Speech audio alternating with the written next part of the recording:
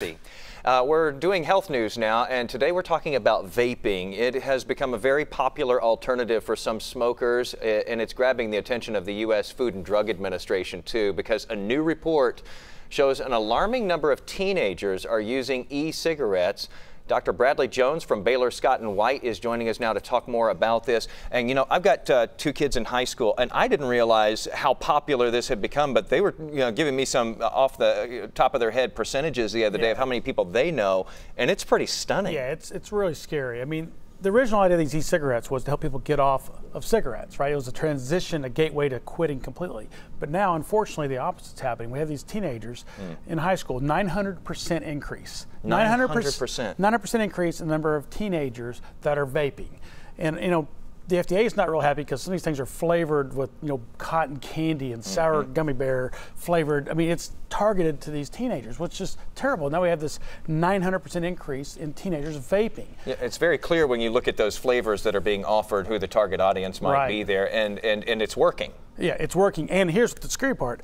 The kids that vape, who never smoked before, have 6 times more likely to turn over to regular cigarettes. Wait, okay, so now everything's just turned upside down there, because the whole purpose in the beginning was supposedly to get people off of smoking onto e-cigarettes and then hopefully graduate out of that. Instead, we're going in reverse. Right, exactly. So now we're just generating a whole new generation of kids that are going to start smoking, because they start off with the training wheels, if you will, the e-cigarettes, and they graduate to the terrible regular cigarettes.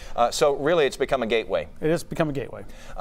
Tell us a little bit about the health effects of this, because a lot of people, got off of cigarettes, they got into e-cigarettes because they consider it a healthier alternative.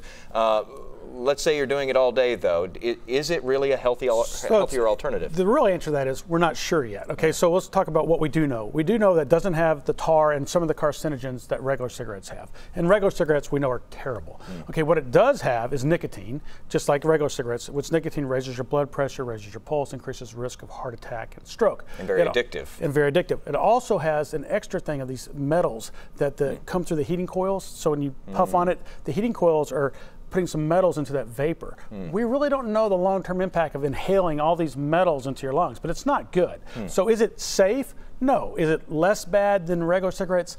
Probably a little bit less bad, but certainly not a good choice. It should only be used as a way to get off of cigarettes, and it's not even been proven very effective at that.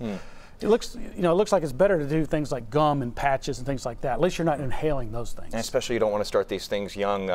Bradley Jones joining us today. Dr. Bradley Jones, thanks for the insight there. And we happen to have some 8th graders visiting us from Frisco in the studio today for a tour. This was good for them to hear today. Thanks for being with us.